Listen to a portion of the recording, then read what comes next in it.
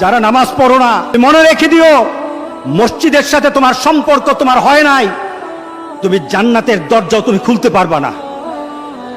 তুমি এখনো বেনামাজি, এখনো সকালবেলা তুমি ঘুমাও, এখনো তুমি আল্লাহকে ভুলে আছো, এখনো তোমার কাছে তওবার কথা তোমার চিন্তাতে আসে নাই।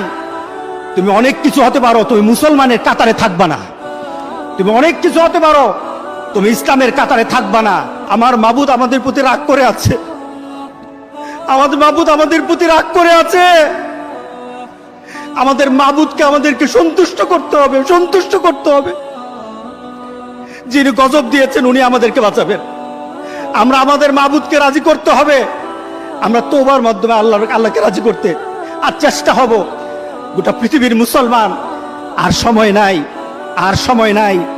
আপনি এখন বাংলাদেশের রাস্তাঘাটে হাঁটেন, এমন পরিবেশ যেন আল্লাহ না করে, জোরে বলে আল্লাহুম্মা আমিন। এমন পরিবেশ যেন আল্লাহ না করে, যখন ঘর থেকে কই বের হবে তার লাশটা বের হবে, কেউ জানাজাও দিবে না। এমন হয়ে যাবে যদি আল্লাহকে সন্তুষ্ট না করতে পারেন, এমন হয়ে যাবে।